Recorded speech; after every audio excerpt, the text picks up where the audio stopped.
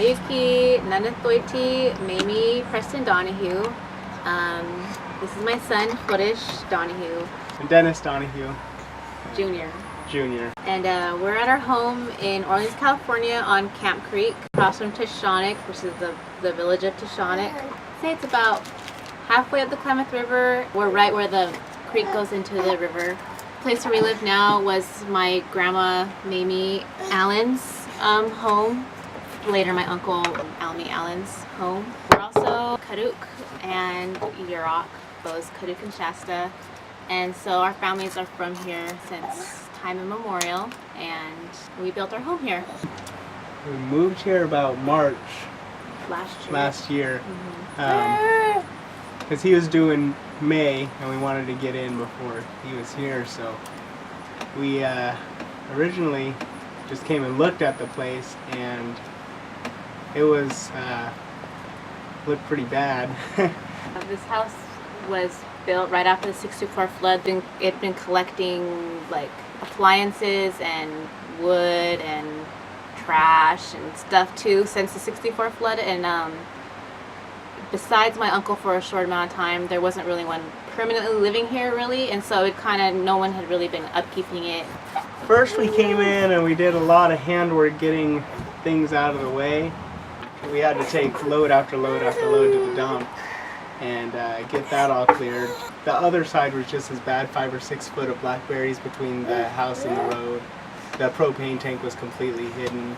We tore down this fence. There was a fence in between the road and the trailer on that side. Probably half of this yard had blackberries in it. So this was completely blackberries, and they kind of went around that way. And this was all grown up with blackberries. You couldn't see. And then from about the porch on back, roughly in a straight line, that was all brush. You couldn't walk in to get up against the house walls. I had to go in with a chainsaw and get under there and pull it away from the walls. Kogi, McCovey, and Ben Saxon helped clear it out, and then Bo and my grandpa helped too, and they just really knocked it out. Took a excavator, a tractor, and burn piles and to get rid of it. Weeding, and constantly grass. pulling them up. So. This clover helps a lot too. The first fire call came at 5:15 p.m. on the last Monday of July. David Markin was normally the number 2 man in fire at the U.S. Forest Service in Orleans, but on that windy afternoon, he was the ranking officer. He grabbed a truck and a fire engine with a crew of 3 and headed down to the brushy area at the mouth of Camp Creek.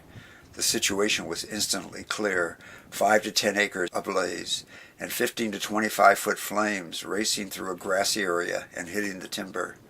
He remembers that the flaming front was making its own winds and that they were compounding the usual upriver afternoon gusts. The engine was laying out one hose at a time, pumping water, then disconnecting and racing to the next threatened structure.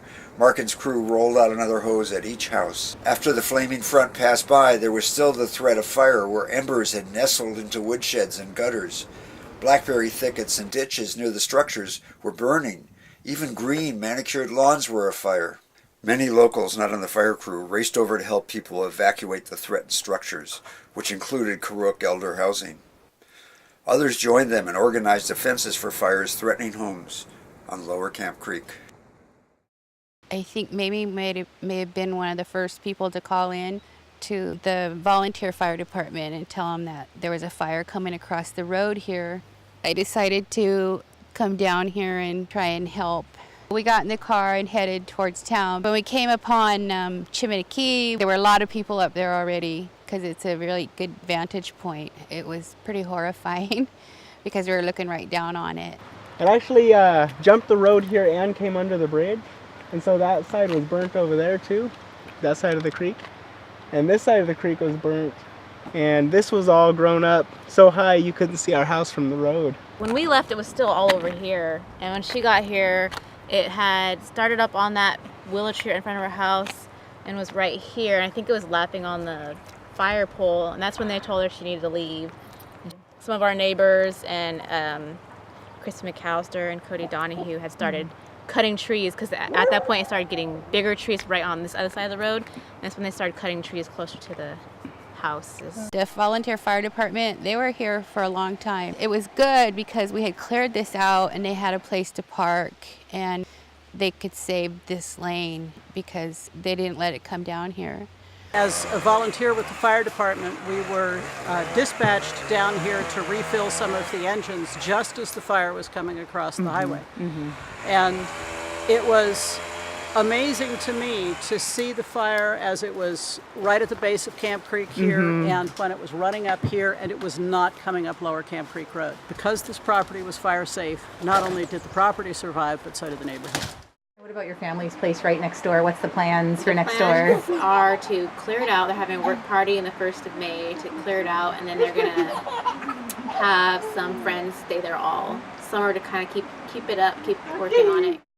When the fire went through last year, came really close here, and it just seems like the place was, you know, a hazard to the neighbors around here, and I felt really bad about that. I grew up here and moved away and went to College of the Redwoods around 89, and so until then I was still living in this house. You know, I inherited it before my father died, and I knew I had a task on my hands. So the goal is to get it cleared, and I think once it gets cleared, I really feel that I can at least keep up with, you know, keeping the land cleared enough not to be a hazard to everybody else. When you think about what defensible space looks like, and you watch a very unusual fire like the fire that burned through here, you go, my defensible space needs to be a lot bigger than I thought it did.